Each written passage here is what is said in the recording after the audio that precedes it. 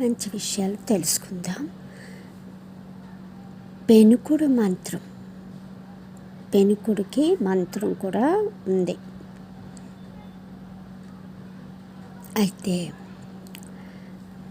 నా హెల్త్ కోసం చాలామంది కామెంట్ చేశారు, చెప్తాను.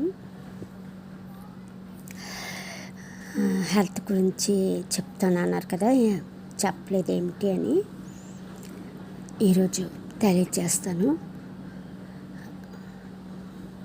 అయితే నాకు చాలా సీరియస్ విషయం ఇది.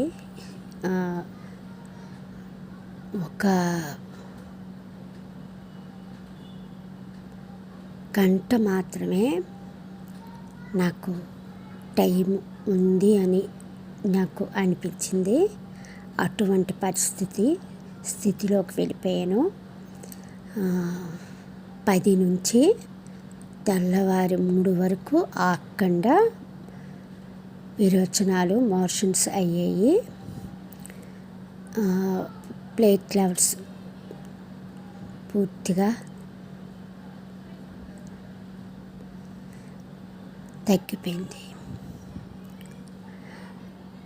ఒంట్లో వాటరు పూర్తిగా లేదు.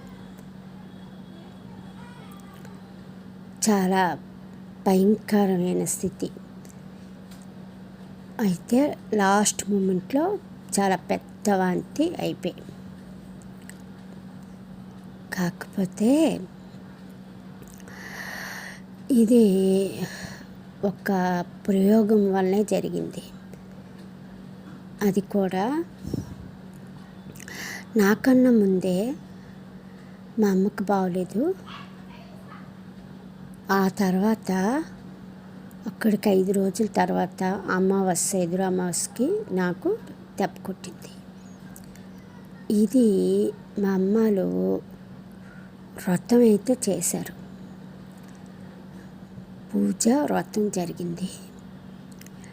అయితే నేను వెళ్ళలేదు. ఇది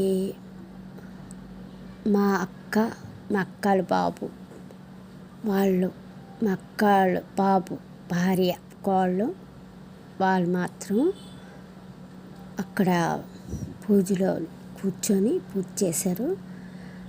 ఆ పూజకు ముందు పూజ గదిలో మా అక్కల కోళ్ళు దీపం పెట్టింది. ఆ వ్రతం అంతా ఆలే చేశారు. మా అమ్మ నాన్న మాత్రం కూర్చున్నారు వ్రతంలో. ఆ రోజు మ్యారేజ్ డే కదా. అయితే వాళ్ళ అక్కల పాప, మనవరాలు, మా అక్కల కూతురు పుట్టింది, మనవరాలు బాలసార. అలాగే వాళ్ళు అక్కడ పూజ చేసుకుంటున్నారు వాళ్ళ ఇంట్లో.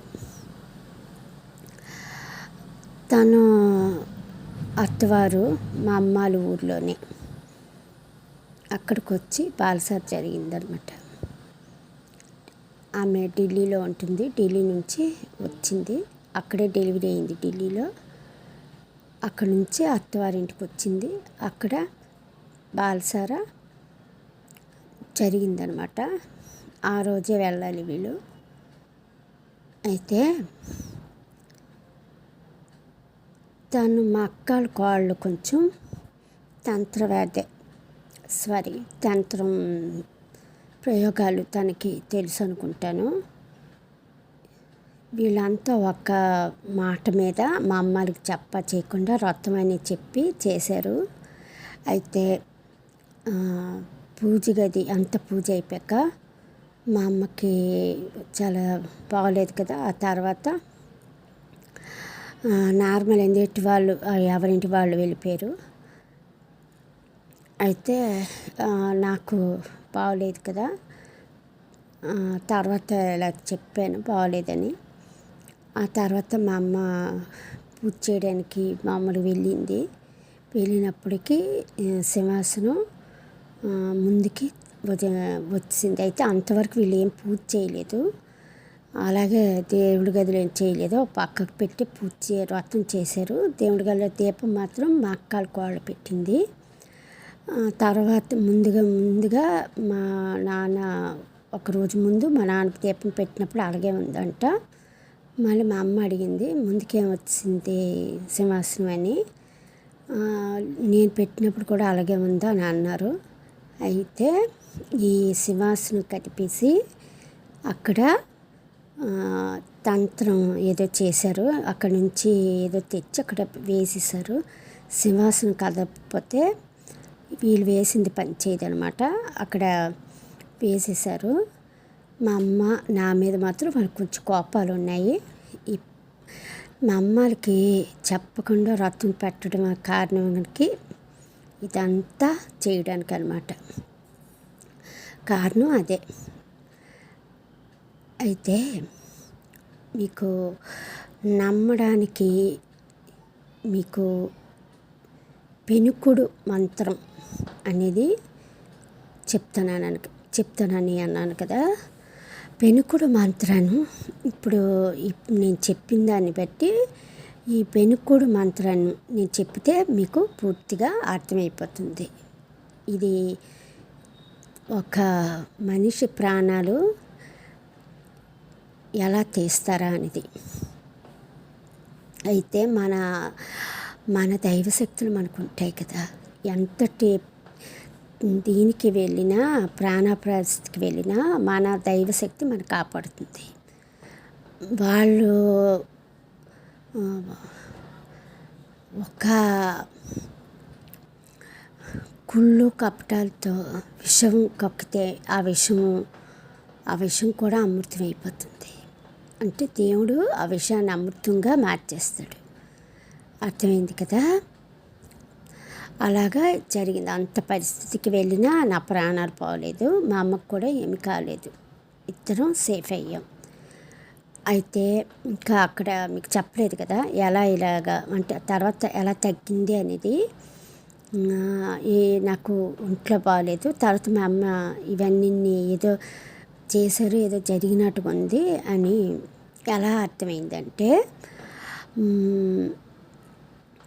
మా అమ్మ ఇలా చెప్పిన తర్వాత కొంచెం ఏదో అనుమానమే అయింది. అప్పుడు ఇలాగా సింహాసనం ముందుకి తీసేశారు, లాగేశారు, ముందుకు వచ్చున్నది అని అన్నది. సరే అమ్మ, నువ్వు అదంతా తీసి క్లీన్ చెయ్యు, తోమి శుభ్రం చేసి మళ్ళీ అవంతా మరి యథాస్థానంలో పెట్టు. అలాగే అదేంటి ఏదో మన పూజ అయింది కదా, ఈ పూజ మర్చిపోయాను, సింహార్ తప్పన్న పూజ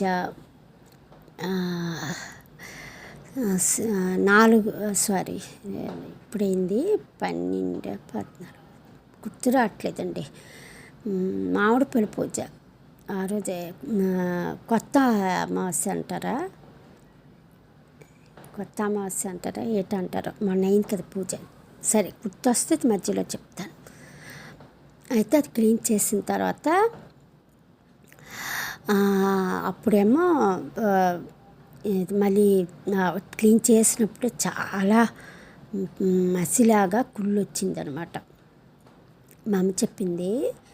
ఆ తర్వాత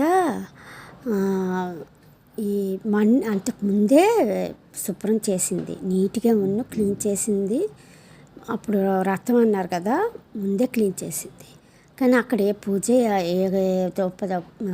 ఏవి వేయలేదు. పుణ్యాలుగా ఏమైనా బూజు పట్టిన అలాగా అయింది అని అక్కడికి 2-3 రోజుల ముందే క్లీన్ చేసింది. ఆ తర్వాత క్లీన్ చేసినప్పుడు ఇంత కుళ్ళు భయంకరంగా వచ్చిందంట, నల్ల మసిలాగా. అయితే మొత్తానికి అంతా క్లీన్ చేసి నీట్గా మళ్ళీ సర్ది పెట్టింది. అప్పుడు మామిడిపల్లి పూజ చేశారు. సింహాతప్పనికి ఇది అదేంటి గంధం పోస్తారు కదా, గంధం పాత గంధం తీసుకు కొత్త గంధం పోస్తారు కదా. బంగారం ఇది అంటారు, బంగారం ముక్క ఆ రోజు కొంటే మంచిది అంటారు కదా, మీకు అర్థమైపోయింటుందిలేండి. ఆ రోజు దీపం పెట్టి పూజ చేసింది. తర్వాత ఆ రాత్రి దెయ్యం అరుపులు వినిపించాయి మా నాన్నకి. ఒక ఆడది బయటికి వెళ్ళిపోయింది, ఇంట్లోకి రావడానికి అమ్మలేదు. రాత్రి 1-2కి ముందు అరుపు వినిపిస్తే మా అమ్మలు కింద నదికి దిగారు. ఆ పాప డెలివరీ అయింది, పాప పుట్టింది. ఆ పాపకి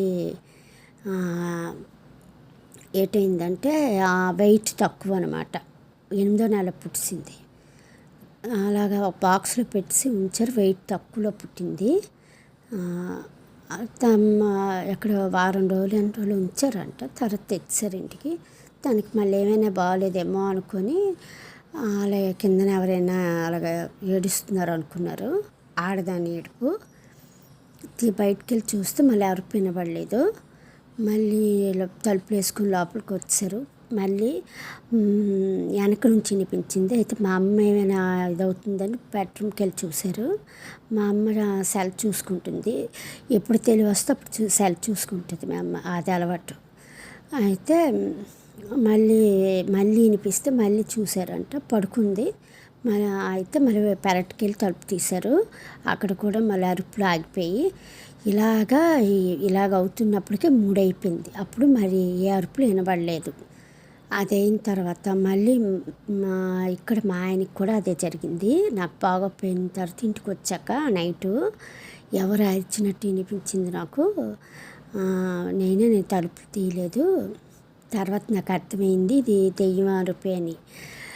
అయితే దీన్ని బట్టి మాకు పూర్తిగా అర్థమైపోయింది అనమాట, వాళ్ళు ఏదో చేశారు అనేది. ఇప్పుడు ఇలా జరగలేదు ఇంతవరకు. వ్రతం చేస్తే మంచి జరగాలి కానీ అలా జరగదు కదా, దేవుడికి కాదు. ఆ దేవుడు శుభ ఫలితం ఇవ్వాలన్నా ఇటువంటిది చేశారు కాబట్టి శుభ ఫలితాలు ఇవ్వదనమాట. ఎందుకంటే దేవుడినే బంధించినట్టు అయిపోద్ది. నెగిటివ్ని అక్కడ వదిలినప్పుడు పాజిటివ్ ఎక్కడ వస్తుంది చెప్పండి, రాదు కదా, అదనమాట. అయితే ఇంకా నేను మంత్రం చెప్పాలి, మా పెనుకుడు మంత్రం. నాకు చిన్నప్పుడు కాలు పెనికిపోయి చాలా వాపు విపరీతంగా కాలు అంతా పొంగిపోయింది అనమాట, నరం పెనికిపోయింది. అప్పుడు చిన్న అట్టాను కూడా నా వల్ల కాదు, అటువంటి చాలా తీవ్రమైన బాధ. అయితే అప్పుడు మాకు మా చుట్టాలే లేండి వాళ్ళు ఆ ముసలాయన తావీజులు మంత్రించిన తావీజులు కడతాడు, మంత్రాలు బాగా వస్తాయి అతనికి. అయితే ఇలా పెనికిపోయింది, వాపు ఇదైపోయిందంటే అప్పుడు ఆయన 3 సార్లు ఏదో మంత్రం చదివి 3 సార్లు ఊదారు. ఒక మంత్రం చదవడం ఊదడం, ఒక మంత్రం చదవడం ఊదడం, ఒక మంత్రం చదవడం ఊదడం, ఇలాగా చేశారు. అయితే అప్పుడు 3వ మంత్రం ఊదినప్పుడు టప్మన్నది నరం, వాపు మొత్తం కిందకి వెళ్ళిపోయి లాగేసి నొప్పి గిప్పి మరి లేదు. ఎంత బాధతో వచ్చి అతని దగ్గరికి ఆ మంత్రాన్ని మంత్రించుకోవడానికి వచ్చానో అంత సులభంగా ఇంటికి వెళ్ళిపోయాను అనమాట. మరేం లేదు, పెయిన్ కానీ ఏమీ లేదు, అంత మామూలు షాప్ అయిపోయింది. చూడండి, దీన్ని బట్టి అర్థమైందా. ఒక వెండి తావేజులో ఒక పేపరు పెడతారు, ఆ పేపర్లో ఒక మంత్రం రాస్తారు. ఇలాగే చదివి ఆ మంత్రం తావేజులో పెట్టేస్తారు అనమాట. ఆ తావేజు ప్రభావం, ఆ రాత, ఆ మంత్రం, ఆ పవర్ అందులోకి వెళ్తుంది. ఏదైతే రాసి మంత్రించి తావేజులో పెడతారు అది అంత శక్తి ఉంటుంది అనమాట. అందుకే మంత్రానికి అంత పవర్ ఉంటుంది. ఈ మంత్రాలతోనే ఏవైనా చెయ్యొచ్చు, అర్థమైందా. అదే మీకు చెప్పడానికి కూడా నాకు చాలా నీరసంగా చాలా దీనిగా ఉండేది. నాకు ఇప్పుడు కొంచెం నార్మల్ అయింది, పర్వాలేదు. అందుకే ఈరోజు మీకు చెప్తున్నాను. నాకు చాలామంది అడుగుతున్నారు కాబట్టి నేను సరే ఈరోజు చేసేద్దాం, వీడియో చెప్పేద్దామని నేను చెప్పడానికి స్టార్ట్ చేశాను అనమాట. నాకు ఇలా జరిగింది.